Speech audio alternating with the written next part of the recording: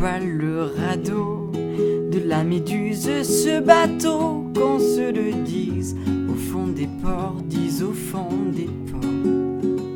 Il naviguait en père peinard sur la grand-mare des canards et s'appelait les copains d'abord, les copains d'abord. C'est fluctuat, nec mergiture, c'était pas de la littérature, n'en déplaise aux jeteurs de sorts, aux jeteurs de sorts.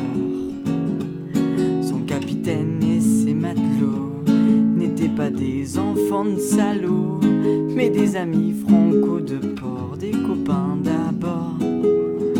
C'était pas des amis de luxe, des petits castors et pollux, des gens de Sodome et Gomorre, Sodome et Gomorre.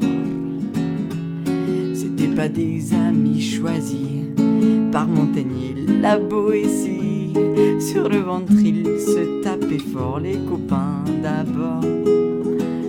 C'était pas des anges non plus, l'évangile ils l'avaient pas lu, mais ils s'aimaient, toute voile dehors, toute voile dehors. Jean-Pierre, Paul et compagnie, c'était leur seule litanie, leur credo, leur confiteor, aux copains d'abord.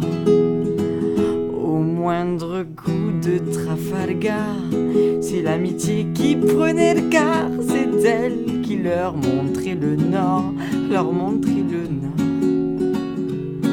Et quand ils étaient en détresse, que leurs bras lançaient des SOS, on aurait dit des sémaphores, les copains d'abord.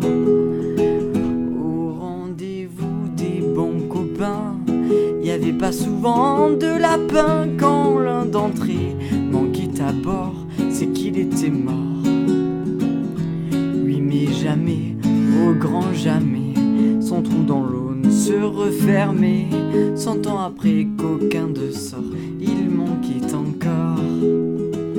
Des bateaux, j'en ai pris beaucoup, mais le seul qui ait tenu le coup, qui n'est jamais viré de bord, mais viré de bord, naviguait en père peinard sur la grand-mare des canards et s'appelait les copains d'abord, les copains